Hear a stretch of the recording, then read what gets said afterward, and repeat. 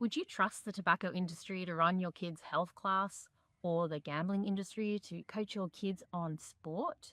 Then why are we letting the fossil fuel industry teach our kids about climate change? As mental health professionals, we are deeply concerned to learn through the Comms Declare report that this has been happening largely unnoticed. So, why is this a problem? And what's it got to do with our kids' mental health and well-being? Children must make sense of the world through the people and places they trust. So when the fossil fuel companies are invited into these places, they exploit that trust. The line between education and influence becomes blurred in ways that are hard for children and caregivers to detect. Their story or information can start to sound normal and true to children long before those children have the capacity to recognise persuasion or the commercial interests behind it. This is problematic because of the significant harm to health and mental health associated with these industries.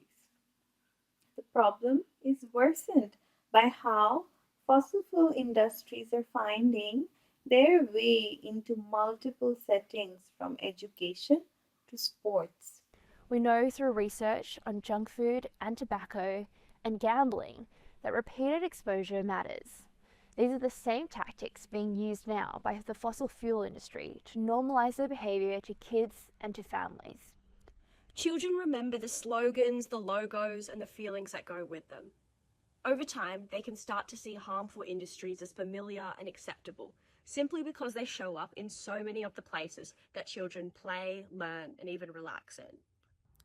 This isn't about blaming an industry, it's about accountability. It's about protecting children's rights to learn in places that are transparent, independent, and worthy of trust, and to grow up with honest information about what's really shaping their future. These are basic conditions for healthy development and a safer climate. Parents, caregivers, educators, and health professionals and politicians all have the right to ask, why does this matter so much? Well, the burning of fossil fuels is a significant underlying cause of climate change and pollution.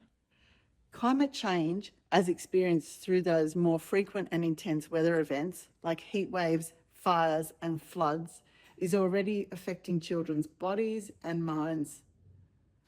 From risks during pregnancy to childhood asthma, sleep problems, and other mental health challenges.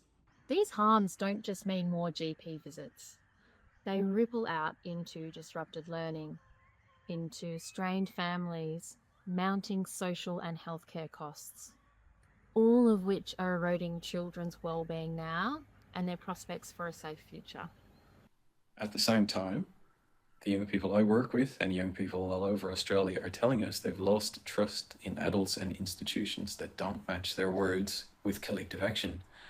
When the very industries driving this harm are invited to schools, museums, and sports to tell their own story, it becomes much harder for families to see clearly what is going on and much harder for children to build a grounded, hopeful picture of their future.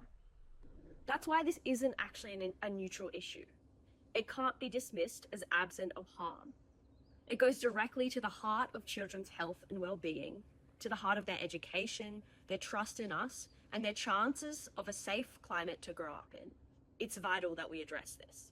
If this matters to you like it does to us, please head into the Comms Declare website, read their report, sign their petitions, speak to your local members, get informed about who's educating your kids on climate change.